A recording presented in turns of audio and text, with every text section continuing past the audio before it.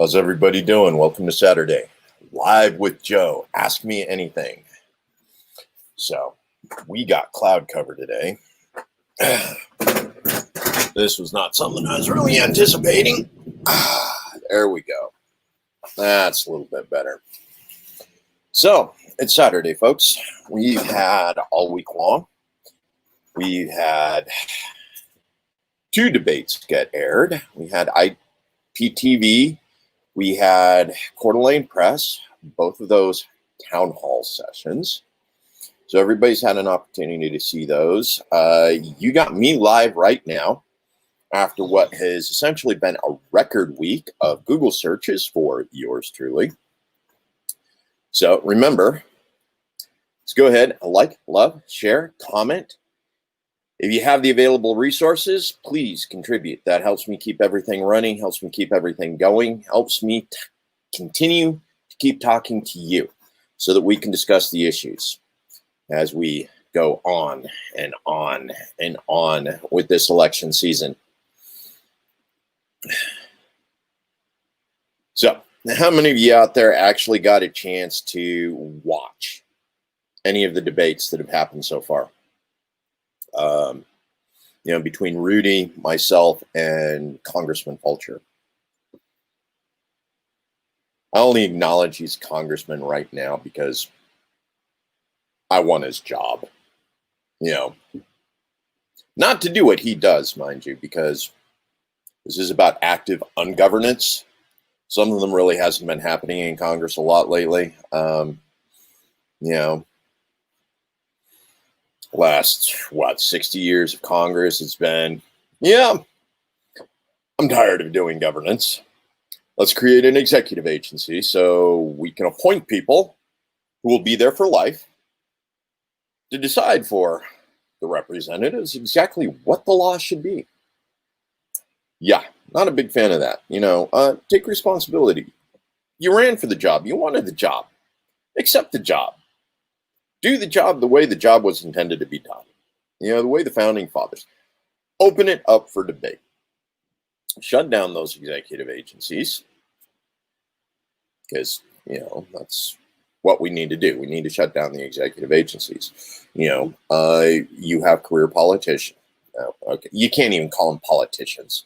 Because they're not running for election. They're not running for re-election. We have career bureaucrats. Okay. These are people who probably went into the agency back when they were 19, 20, maybe 21 after they got out of college. And they've been in there for 40 years.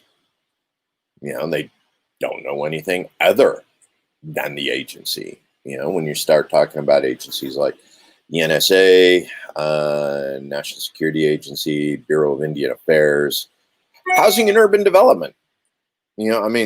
Literally, there are people, Department of Education, there are people who have been there since the day it was founded. They're still involved in writing legislation, which is pretty much rubber stamped by Congress these days.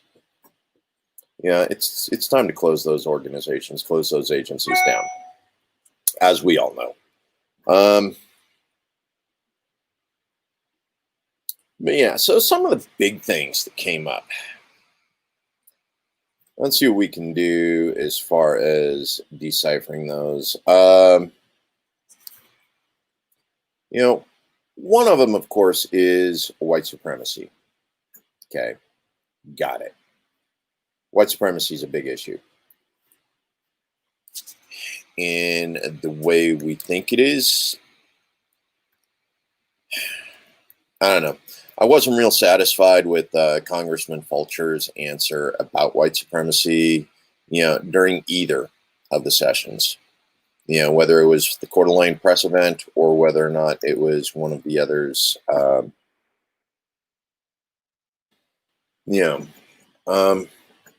White supremacy, it's always been a problem here in the state of Idaho. Always will be. Now, that said, 20 years ago, 30 years ago, when we were dealing with the Aryan Nations compound up in northern Idaho, before it got itself booted out, lot of the Oregon territories, much like the state of Idaho, Oregon itself, were post-Civil War states, and some of the initial foundings had clear and distinguished racial terminologies in their initial state constitutions, Oregon being one of them. You also saw an awful lot of religious migration out west, and a lot of that religious migration, also came with its serious set of biases and bigotries associated with it. It wasn't until 1970s, 1980s that the LDS Church actually recognized, accepted the ability of Black people to hold the priesthood. I mean, seriously, that's Salt Lake. That's Idaho. That's, I actually grew up when they made that decision, when they opened up the priesthood to people who were Black. I grew up in White Idaho. I won't deny it. When I was growing up here in high school, we had one Black kid attending Meridian High School. One out of a school of 400 per class. So, nearly 1,000 students in the entire school. One Black kid. I grew up in White Idaho. I grew up in White Boise. Meridian, technically, is they just started migrating the suburbs of that direction into the West Ada School District. Yeah. But these biases, these bigotries, it's still living history, man. It's within living memory of a significant number of Americans, a significant number of Idahoans.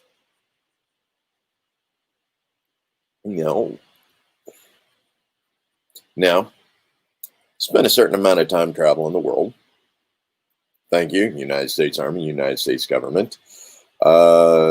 Send me off to kill brown people in foreign nations. Not a real big fan of that. Once it finally dawned on me exactly what it was happening.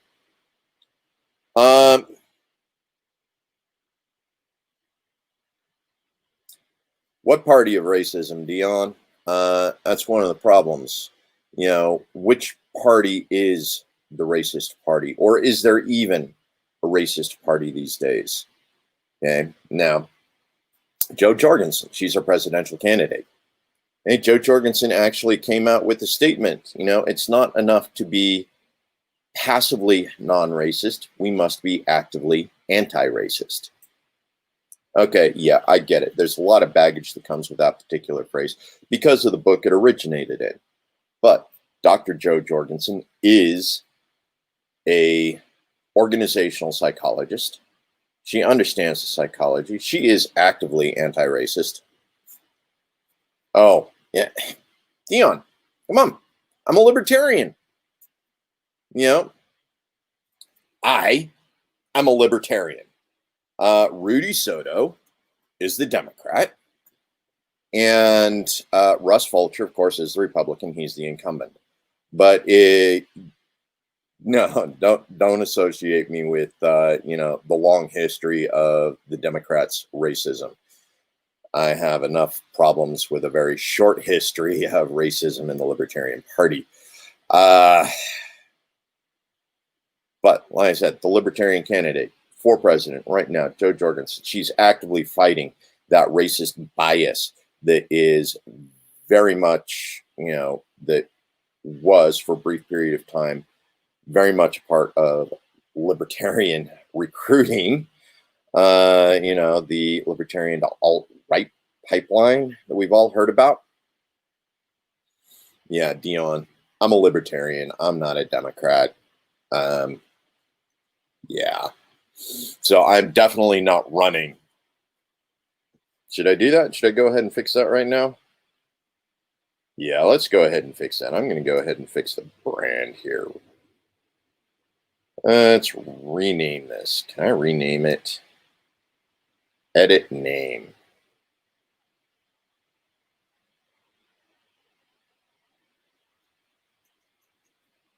Let's go ahead and put that in there. That way there's no longer any confusion, right? Let's go ahead and fix that, Dion. Libertarian. I'm the Libertarian candidate, not the Democrat candidate.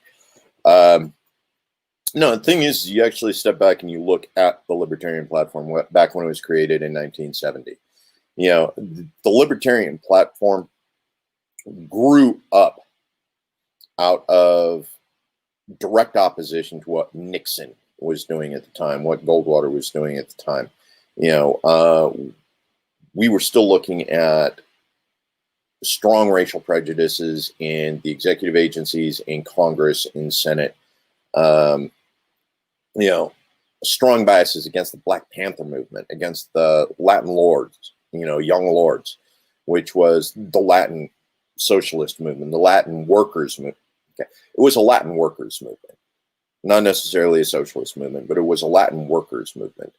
You know, much like the Black Panthers was a Black working class movement. So with the Young Patriots, you know, if you go back and take a look at the Young Patriots, the Rainbow Coalition in Chicago in 1969, I believe. You know, this was a rainbow coalition. This was multiracial cooperation coming together, seeking relief for working class Americans, especially young working class veterans that had just come back from the Vietnam War. You know, the Young Patriots, a lot of them were Appalachia born Vietnam veterans. You know, just came back. They no longer fit in their communities in Appalachia because of everything they've been introduced to. The Vietnam War, you know, was, of course, it was a draft. It was also a fully integrated combat operations. You had blacks and whites, you know, and Latin and indigenous, you know, all fighting side by side in the same companies and the same units, most of which were commanded by very racist officers.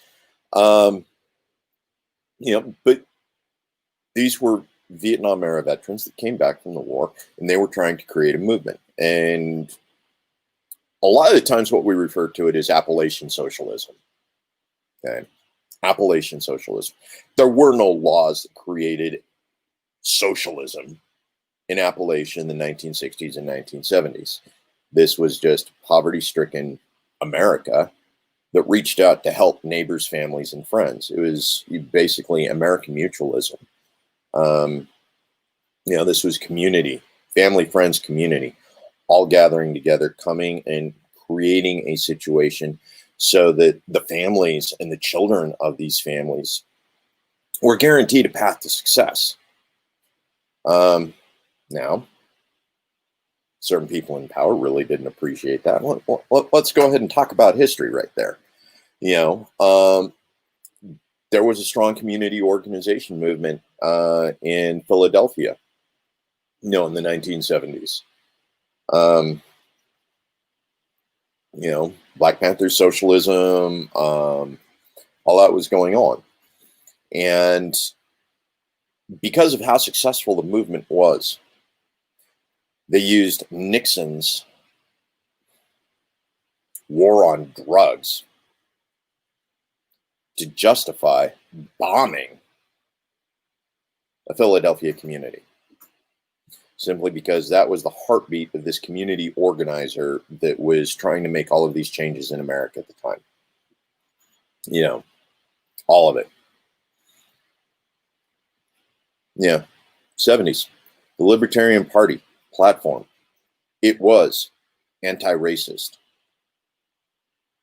Yeah, it was the anti-racist party of the 1970s, 1980s. You know, the platform hasn't changed. It is still the most anti-racist platform of all of the platforms. The Republicans still want tough on crime. The Democrats still want tough on crime. They nominated Joe Biden and Kamala Harris, of all things. You don't get more tough on crime than that. Mass incarceration. Right? Packing the cord in the concept of the 25th Amendment Constitution. Absolutely, Josh. Oh, wow, man. Yeah. No, packing the court's crock. I already think 9 seats on the federal is too many, too much. And the other reason why I think it's an absolute crock is because they're hating on Amy Barrett for no other reason than the fact that Trump nominated her. Okay, Amy Barrett's a conservative justice. And this is part of what the whole checks and balances is. Amy Barrett is a conservative justice. The things that they hope she will overturn, she won't. Okay. Roe versus Wade, 50 years of Supreme Court challenges that continue to hold up challenge after challenge after challenge. Roe versus Wade is not going to be overturned, not by Antonia Scalia, not by Amy Barrett. That's 50 years. Conservative judges do not go in and change 50 years of legal precedents.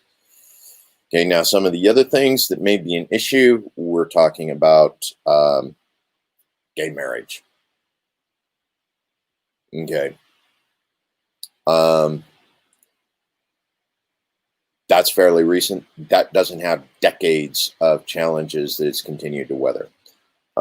Some of the other issues, and this one's going to be a big one. Reason why is because in the last 19 years, since the Patriot Act was enacted, the number of challenges that have gone to the Supreme Court versus certain terms, certain phrases within the Patriot Act have not been challenged. Reason why is because all the presidents since then, right up until Bill Barr became AG for President Trump. Yeah, Bill Barr. Don't get me started on good old Billy Barr. Go back through some of my other podcasts and you'll catch my opinion on that. Hey, but the issue with packing the courts, 9 people on the seats is enough. Conservative justices aren't going to overturn those long established patterns. If you're really scared of what a conservative justice is going to do on the court, you pack the Congress with congressmen and legislators who are going to make sure that those laws that will be going to the Supreme Court don't exist in the first place. Roe versus Wade, that was a Fourth Amendment thing. Now, if Amy Barrett comes in and absolutely backs 100% the Patriot Act, like Kavanaugh did, that treacherous, backstabbing little, bootlicker. Yes, Kavanaugh's a bootlicker. If she backs that, okay, the Patriot Act basically waives the Fourth Amendment right under national emergencies. How do you feel about that? Okay, Fourth Amendment right was the basis for Roe versus Wade in that privacy, patient doctor privileges was guaranteed. Now, Patriot Act, well, and literally no privacy is guaranteed. All privacy is gone. All privacy is vanished. The Fourth Amendment is null and void. Under those certain situations, you could overturn Roe versus Wade based on the legal precedents set by the Patriot Act and the fact that nobody has a right to privacy anymore. That is scary. That is also the brainchild of Joe Biden. Remember his 1992 anti-terrorism bill that was the precursor to the Patriot Act? Yeah. So packing the court, no, don't pack the court. You change the shape of Congress. You got 435 people that are elected to represent you to make sure that laws that are violations of our Bill of Rights, violations of our Constitution, aren't written so that the Supreme Court has to pass judgment on it. Okay? The law was written. Patriot Act was written. Oglethell. And that's a bit of an activism thing. Activist judges in the SCOTUS still. If you're libertarian, the state doesn't belong in that mix anyway.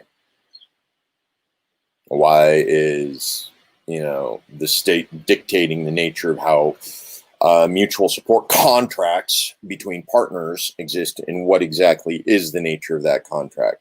I mean, do we really need to spell out the fact that, these partners, they're business partners, partners in raising kids, they're partners in establishing a household.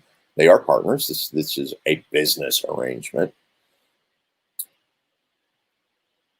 Why is the state dictating the nature of how these business arrangements are formed? Yeah. Libertarian position on that. Absolutely.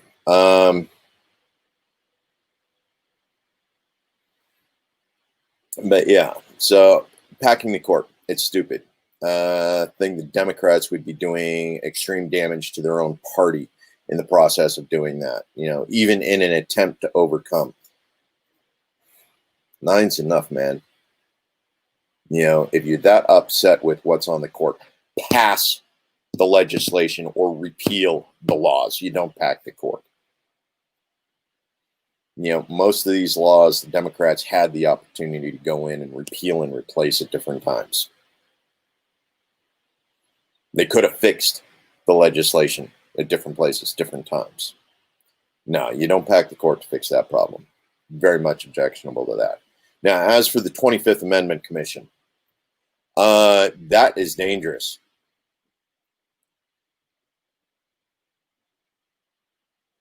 I'll get back to you in a moment here with that, Dion. I actually got some suggestions on that.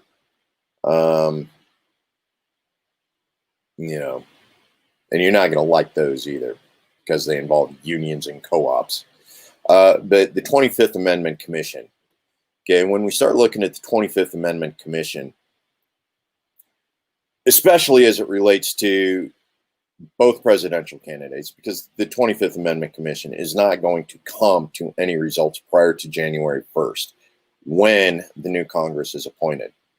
Okay, depending on how many people are sitting on that commission, whether or not those seats continue to remain occupied by current congressmen, which at this point, we don't know how many of those seats are going to flip. Yeah, I recognize 70% approval of the United States Congress, yet still 90% re-election. There's something going on there. There's something extremely wrong with that. Oh,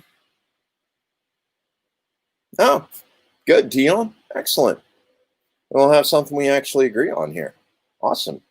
But the 25th Amendment Commission, right now, that's actually a dangerous precedent because it can be applied to both of the candidates based on the current apparent mental faculties. President Trump's dealing with after effects of COVID. Okay, we acknowledge that. We've seen scientific evidence that a number of those issues, COVID does have lasting neurological effects with a lot of people who have had it. We've seen Biden's performance over the past couple of months. His cognitive performance has not been consistent. So literally, this 25th Amendment Commission, will apply regardless of which one of the candidates is actually elected if you choose either the Republican or the Democrat candidate. That is the situation.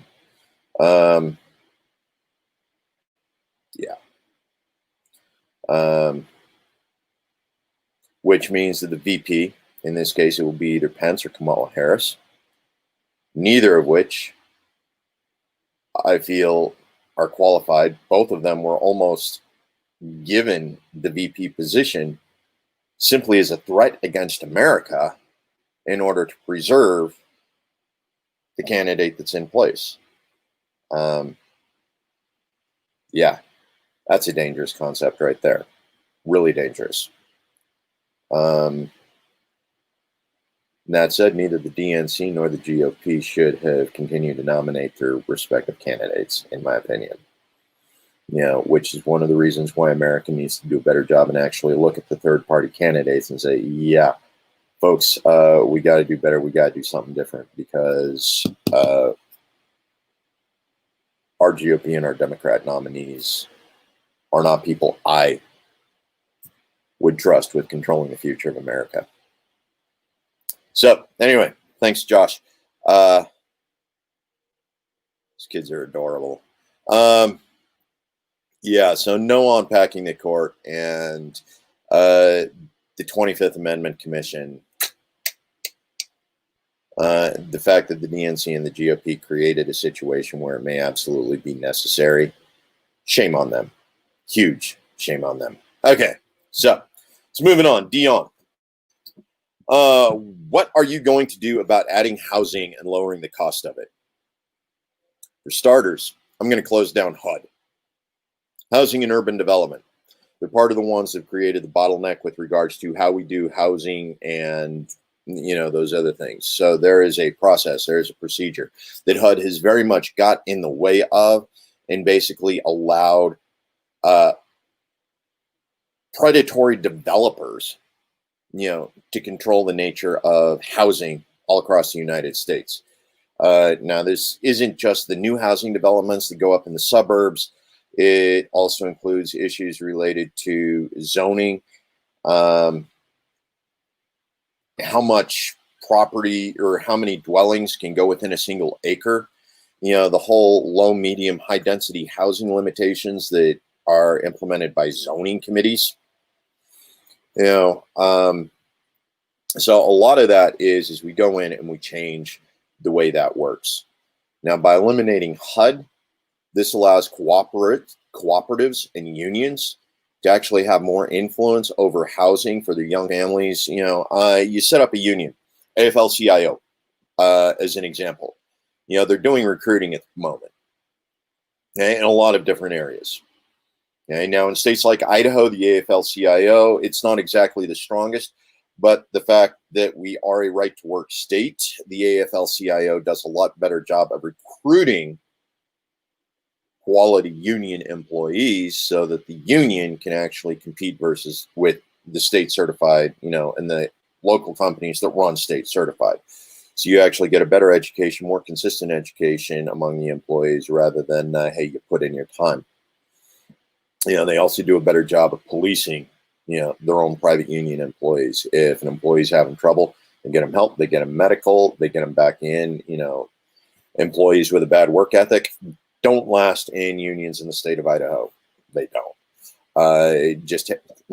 Okay, let's take that back. We got two public unions that do have a problem with some of the union members with sloppy work ethics. But we won't go into that. That's a different issue. But like if the AFL-CIO, where they have a combination of union workers, such as your carpenters, your electricians, your plumbers, all of the different locals, your International Brotherhood of Electrical Workers, if they all want to go in and they want to use the union resources to develop and create an opportunity. Right now, the union won't let Housing and Urban Development and the banks won't allow that to happen. So this is one of those things where I would be a big proponent of these coalitions, cooperatives like the unions, to be able to sit in and say, we can take an area, we can go high density housing, go ahead and throw up some 6-7 story buildings, with beginner apartment complexes for our young recruits, for our journeymen, or for our young apprentices and our single journeymen, so that they have these low cost housing so that, they can continue to accrue, so that the money they make as part of. Yes, I do, Josh. We'll get to that after we get done talking about co-ops here with Dion. But set up the union so that they can create these low-cost, housing. So one of the problems we have all across America is these predatory developers go in and they gentrify everything they touch. There is no graduated cost of housing. We're going to keep building the exact same thing for middle to upper until, forever. Nobody actually builds housing with the intent of junior workers, starting employees to actually be able to live. The predatory developers are in the process of gentrification, and what they do is they hate on the poors. They create housing infrastructure that only middle class and upper class can afford, pushing the poors out.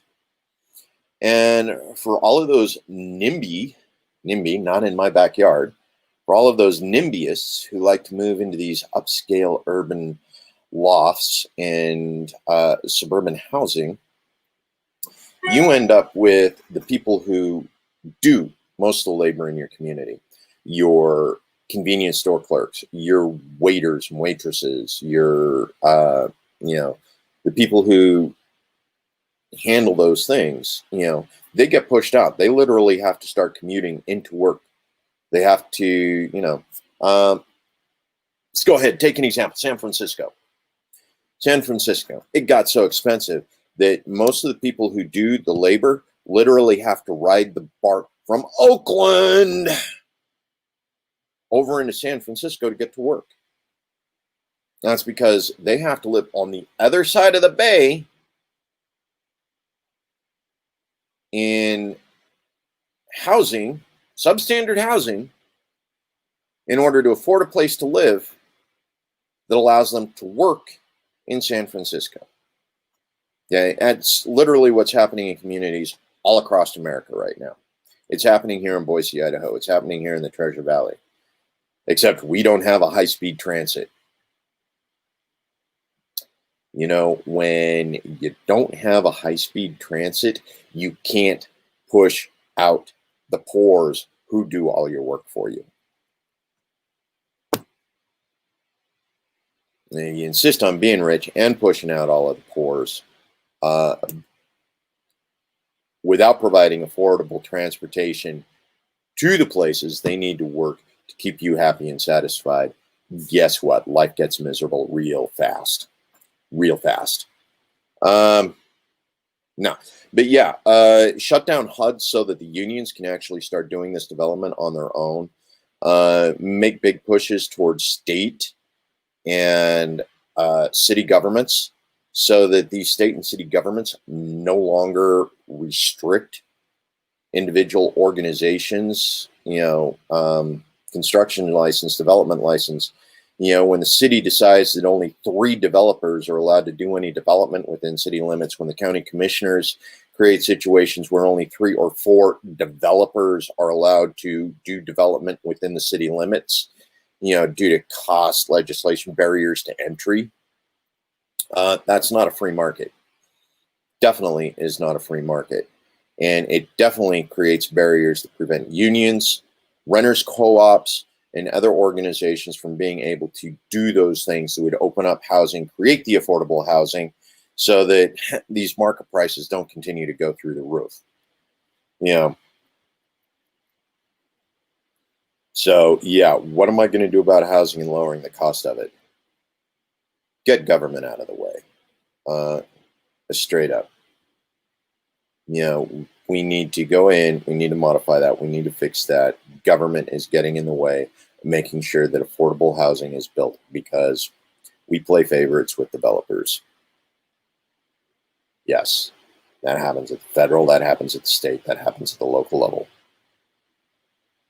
Dude, get on, people. Get on your county commissioners. Get on your city mayor. Get on your city council. Get on there. They're the ones who are making sure that those prices continue to favor predatory developers. Fix them. I'm going to go up to Congress. I'm going to work on it on the federal level. I'm going to shut down HUD.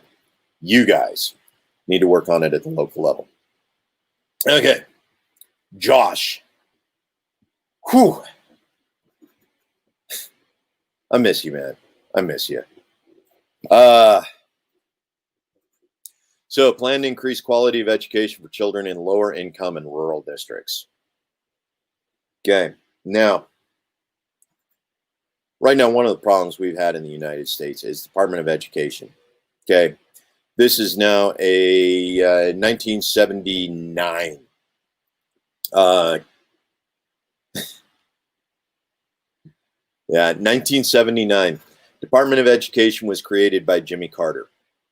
Okay, this was a cabinet position, currently occupied by Betsy DeVoe. Okay, this notorious organization was responsible for No Child Left Behind, which left every child behind. And several other bad policies. This was one of those things where we increased taxes all across the United States on a promise of fair redistribution of these education dollars across the United States. That never happened. We let them tax us more on a promise of fair redistribution so that everybody got the exact same education. And what the United States Department of Education, that cabinet position, did was lowest common denominator education, which is why over the last 40 years, education has continued to deteriorate badly in every venue outside of private schools and very select public schools.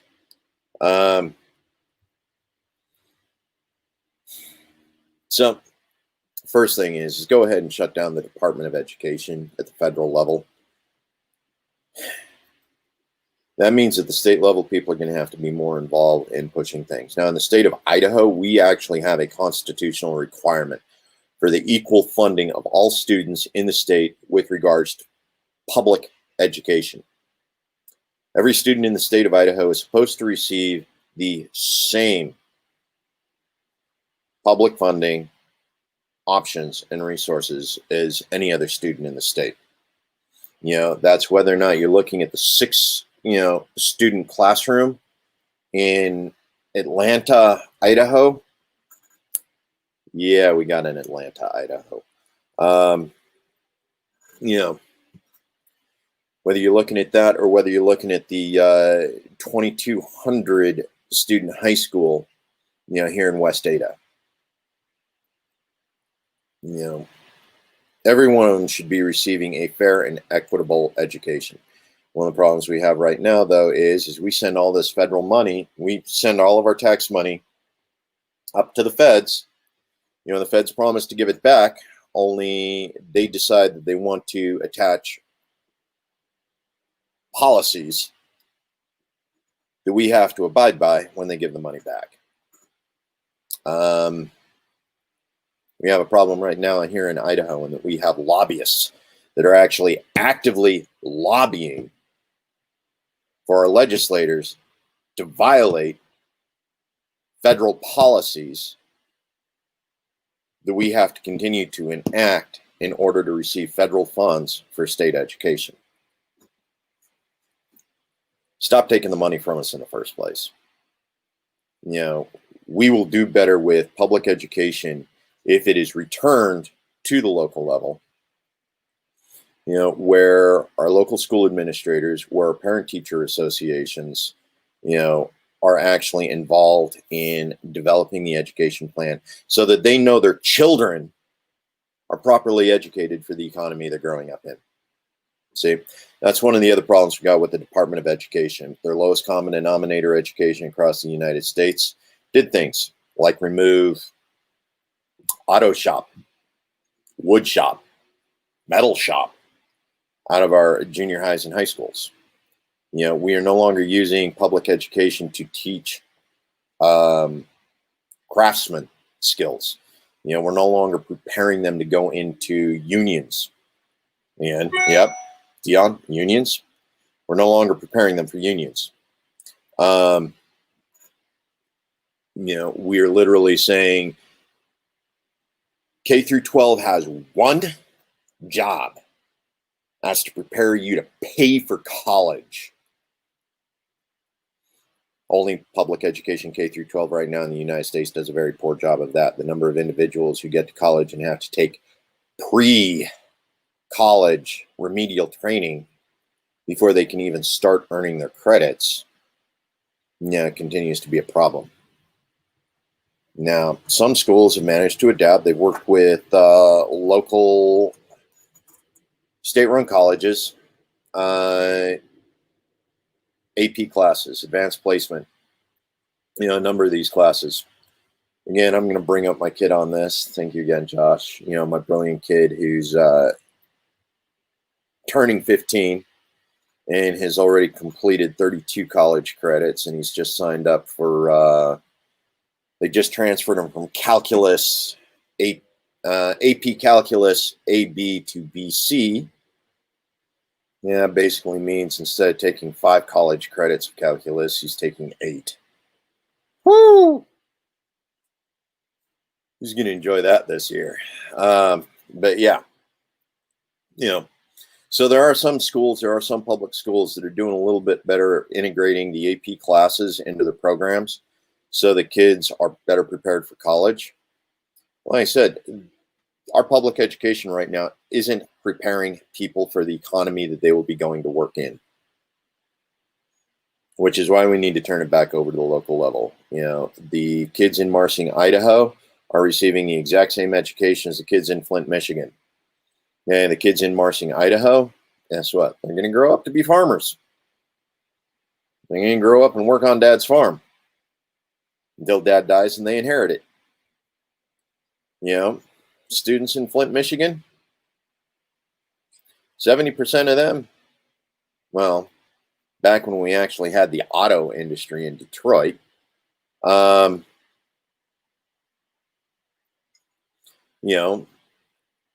their education was supposed to teach them how to be auto industry workers, how to contribute to the auto industry, assembly line work, factory work, how to make the factories more productive, how to be more involved in, the auto workers union. The auto workers union was actually very involved in public education in Detroit, back in the day. Once Federal Department of Education got a hold of it, boom, gone. Union influence on education disappeared. Local economy, local economic influences on education disappeared. Give the kids a public education that allows them to succeed in the place they grow up in. You support removing federal backing of student loans. Dude, I do. Reason why is because over the past 40 years since the Department of Education has gone in and they've gotten involved in the whole student loan business, colleges have lost their way. They no longer are working business models. And the guaranteed federal funding of those continues to create a problem. It continues to create fraud, waste, and abuse, continues to create policies within our higher education institutions, which no longer benefit society, no longer benefit education, no longer benefit the economies that they're supposed to be training individuals for. So, that's one of those things that's interesting. And I'd actually have to go into a cost-benefit analysis on behalf of the American people to determine whether or not doing away with the Department of Education and simultaneously forgiving the nearly $1.3 trillion in student loan debt would be cost-effective if both were done at the exact same time, considering the length of time it takes to actually repay back student loans for a lot of people.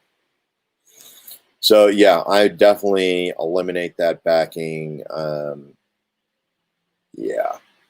We need to get institutions of higher learning back on track on actually educating people for the economies, that are coming. We went through a period of time where you didn't receive an education, where you didn't pursue an education that didn't have an economic future. Yep. Bye-bye to federal backing of liberal arts degrees. You want a liberal arts degree, find a way to pay for it. So yeah, we really need to do away with that, because that's continuing to create fraud, waste, and abuse in institutions of higher learning all across the United States. Matter of fact, there are certain institutions that use these guaranteed loans to justify the expenses they spend on their football programs. Yes, I'm calling out the SEC on that. Sooners, Oklahoma, Texas, all those. We all know the football programs aren't profitable, but they keep bringing people to the schools. Guaranteed loans, man. College football. It's really just a modified version of the NFL these days. Okay, Dion, let's get into this with a silver lining in COVID. Okay, yes, I see that there is a silver lining in COVID. Why? Because COVID showed us everything that was broken in America, in the way we do business, in the way we have created our pipelines, the way we've created our supply chain management, whether it's food supply chain, lumber. Right now, I have family and friends who can't find enough canning lids to can the food that they grew in their own gardens right now. So silver lining with COVID. We've had an opportunity to see everything that is broken. We've seen the way that the corporatocracy in America has broken things. We've seen the way the protectionism established by Congress has broken things. Thomas Massey, he wrote the SMART Act, as a follow-up to broken food supply chain here in America, so that farmers could go directly to the stores without running through the supply chain, process, which is currently owned by 3 corporations in the United States. Farm to table, has a 3 corporation bottleneck in the United States.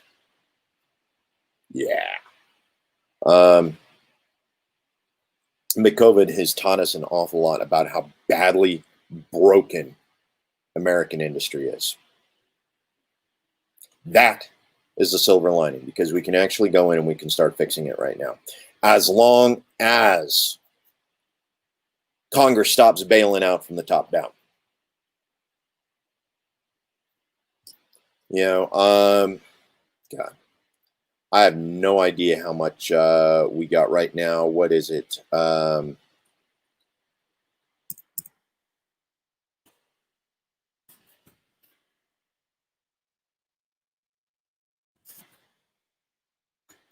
Okay, so that was the July 14th. Okay, U.S. coronavirus spending billouts.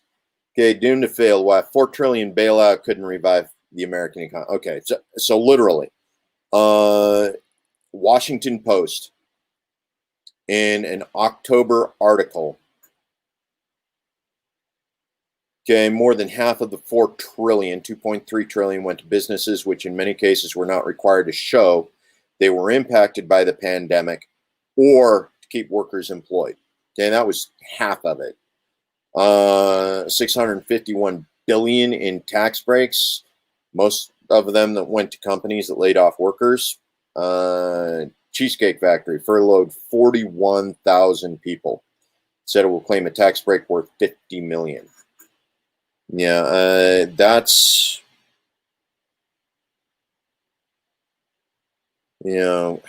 okay. Give me a minute. So that's 50,000. That's 1,000 per person, 10,000 per. Anyway, somewhere in there. 450 billion to the Federal Reserve. 670 to paycheck protection programs remains unfinished. We have a problem here in the state of Idaho in that a significant amount of that money that came from the 667 billion paycheck protection program here in the state of Idaho is part of the CARES Act. Our state government actually sought waivers so that they could apply the CARES Act money to areas that it wasn't intended to. Things that we haven't done in years that we had told, that Idaho legislators kept telling us, if you give us more money, we'll do this. If you give us more money, we'll do this. If you give us more money, we'll do this. They've been telling us this for years. We give them more money, 20 years later, they still haven't done it. Broadband all through the entire state of Idaho. That was a Luna boondoggle 10 years ago. They're still trying to justify taking money that was intended for education to pay for something that didn't get done because of cronyism here in the state of Idaho. And we're currently using waivers to go in and fix that issue. So COVID, silver lining. Stuff's broke. Straight up, stuff is broke. And COVID showed us where it was broke.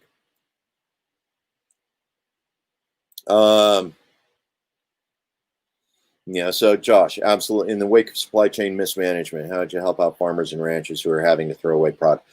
Again, Thomas Massey's SMART Act. We get the FDA out of the way. Straight up. Right now, the FDA has proven itself to be a protectionist organization. It creates barriers to entry for a number of organizations that can do a better job with newer technology than a lot of the established corporations that the FDA is providing protectionism for. Okay, get rid of the FDA. These new technologies will be able to come in and start doing things.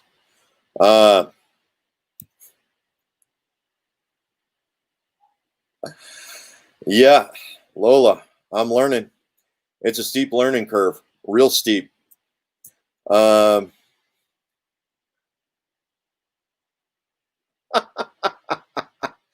Lola, I'm beginning to think you're not actually paying attention to what's going on.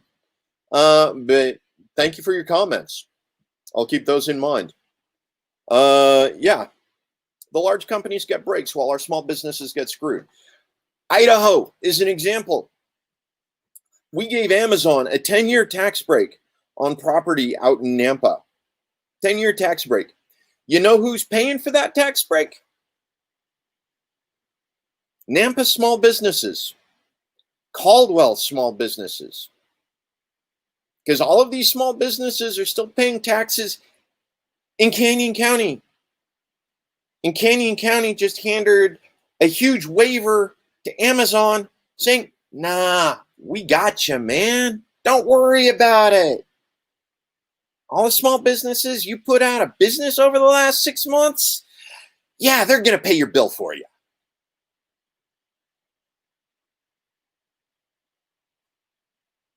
Hold your county commissioners accountable for that. Hold your state legislators accountable for that. Your county commissioners, your city councils, your state legislators screwed over your small businesses by handing them that tax break.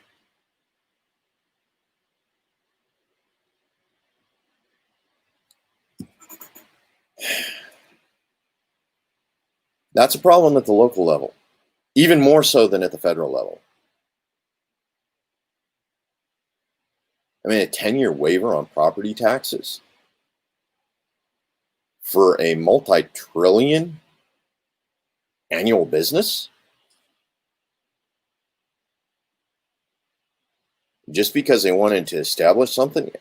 Yeah, there's no competition there. They're not paying taxes. Somebody else wants to create a courier agency to compete with the USPS. They got to pay taxes. All of your local couriers, the kids who used to get paid $20 an hour, $30 an hour for, delivery. Here in Boise, we got a couple bicycle delivery folks, that run around and deliver official documents. They get around. Bigger cities, exactly the same thing. Small little courier companies, they do the same thing through the entire Treasure Valley. Yeah, you just hosed them. Amazon Express stuff. doesn't have to pay taxes. Small courier businesses can't compete with a business that isn't paying taxes, right? You got to hold your locals, accountable for that. City, county, state, hold them accountable. Tell them to stop playing favorites with corporate lobbyists. Tell them to stop playing favorites with industry lobbyists. America's strongest economy ever was built with a strong middle class. Wealth redistribution since Reagan was president back in 1980 tells you that our oligarchs, that our politicians like Biden and McConnell and Pelosi and the rest of them, we even got some local ones that have been involved in politics for 50 years now. Some who've never held a job here in the state of Idaho have been involved in politics, in Idaho politics for over 50 years now. Start paying attention to them, start holding them accountable. If somebody handed a major corporation, a huge tax break that allowed them to push out local small businesses, and they wonder where the money went. Yeah. Hold them accountable. And both of the duopoly have played to that game. The Democrats, the Republicans, they both played to that game.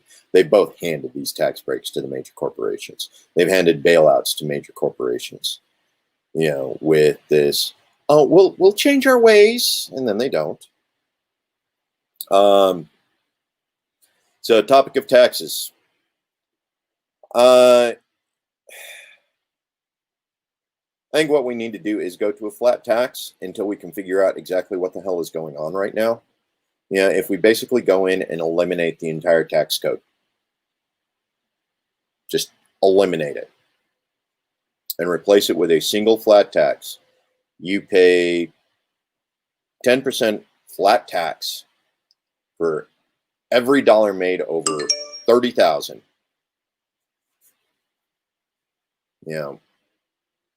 Every dollar made over $30,000 annually, you pay a flat 5 or 10% tax based on, regardless. No loopholes. The company Learjet isn't a business write-off. The company yacht isn't a business write-off. Travel, all that, not a business write-off. Actually tax businesses for their income, the same way we tax the individuals. Capital gains tax is the exact same tax as labor tax, income tax. One number for all of it. Yes, at the moment I currently support that. Simply because we're going to need to go to that just to unscrew the current situation. And we've seen the news, we've seen the documentation right now. We actually have people that have made so much money, the top 5% of the United States for the first time ever has paid a smaller rate in taxes than the lowest quintile. People making under an average of 40,000 pay like 23% in taxes, you know, after you figure in sales tax and property tax and yada, yada, yada. You know, they pay like 23%. Whereas those people who made millions paid like, you know, 18 or something ridiculously low. And again, that's sales tax and property tax and, you know, all of these other things. So we definitely need to go to a flat tax to decipher exactly what's going on.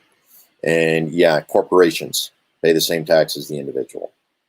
Stop playing that game. Okay, Dion, honestly, day one, repeal the authorization of use of military forces of 2001 and 2003. We've been in Afghanistan 19 years. We've been in Iraq 17 years. It's time to bring our troops home. We no longer, if we ever did, have a clear, decisive definition of what victory should look like. In Afghanistan, everybody that was associated with the Twin Towers, allegedly associated with the Twin Towers, is either dead or in prison. You know, we no longer have a reason to be there. You know,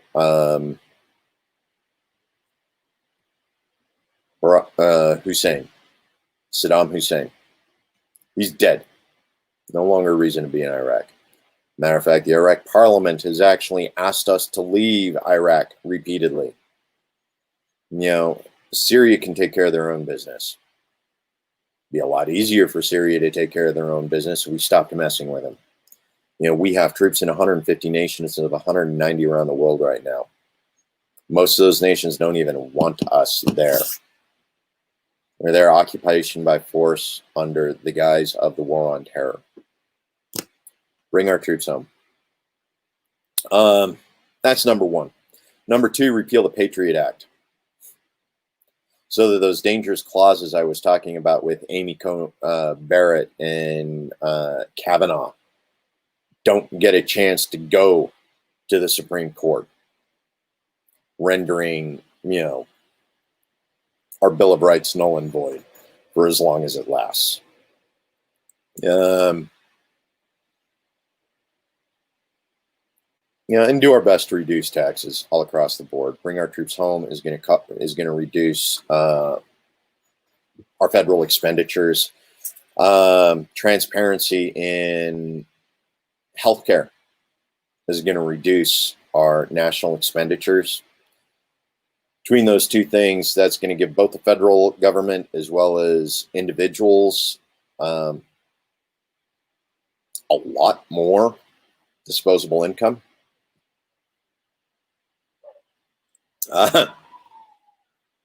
Thank you, Dion. Thought I would have had your vote earlier, except for that whole libertarian Democrat confusion.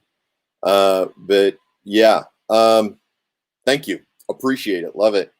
But yeah, first day of business, bring our troops home. Repeal of the Patriot Act. Transparency in healthcare. You know, get the federal government out of our education.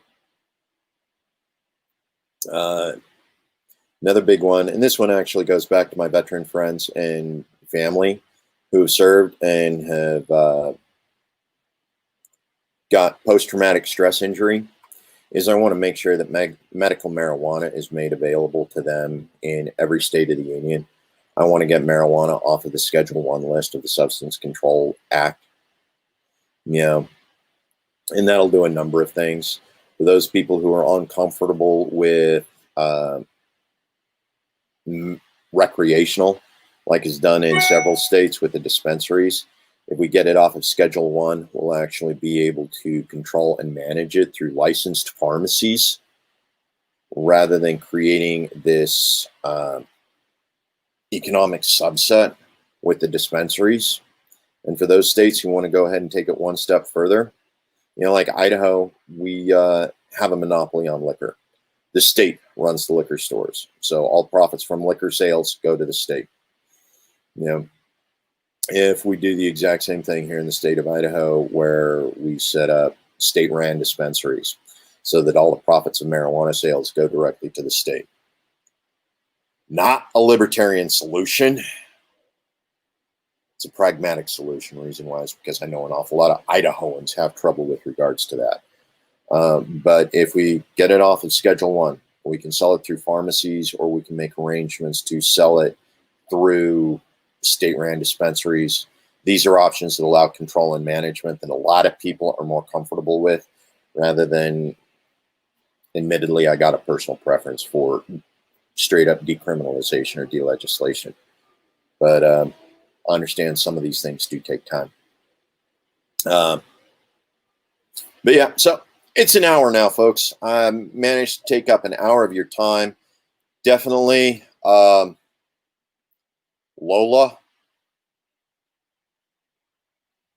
Yeah. Don't get me wrong, Lola. I am a libertarian. I'm 100% support sex work. Sex work is real work. You do you. Yeah.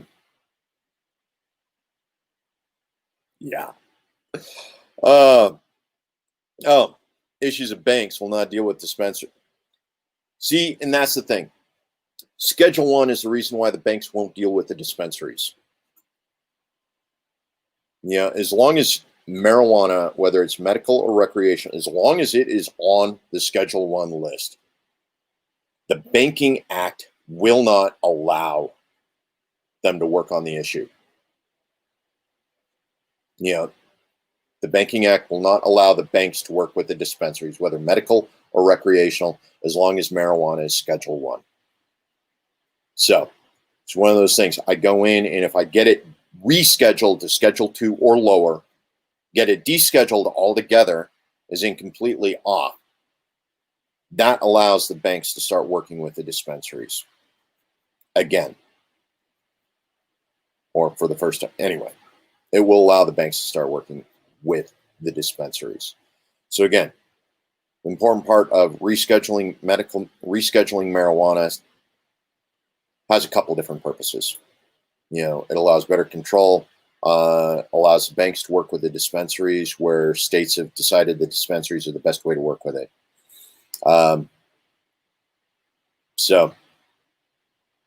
And you and I both know plenty of people who are using it as PTSI, coping mechanisms / therapy, in order to recover from their experiences downrange. We know plenty of people who are using it to cope with trauma, even in the civilian world.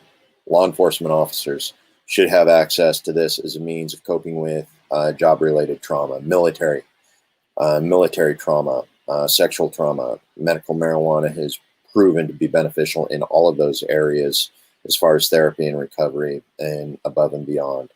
And another thing with being able to deschedule it or reschedule it to one of those lower is we'll actually be able to do legal research on the medical benefits of marijuana. So again, the key is at a minimum, reschedule marijuana. Ideally, deschedule it,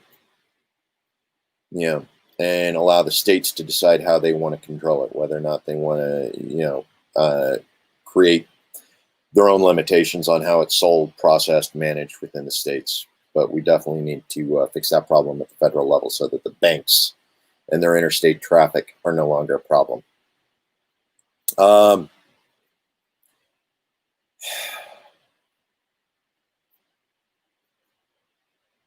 It is idealistic. HUD is one of those executive agencies that's been around forever. I think that was actually a World War II era agency. So we're looking at 80, 90 years of housing and urban development, along with all of its racist policies. Yeah, it's not one I'm going to be able to disassemble overnight. I'll have more luck with the Department of Education, I think, because Betsy DeVos has pretty much already wrecked it. I don't think Ben Carson has really done good by HUD, but he hasn't exactly done bad by it either. Not on the scale of what Betsy DeVos has done to the Department of Education. So we'll see. We'll see. In the meantime, peace. Remember, family, friends, community. Together, we can make anything happen. Anything. Love you guys. See you around.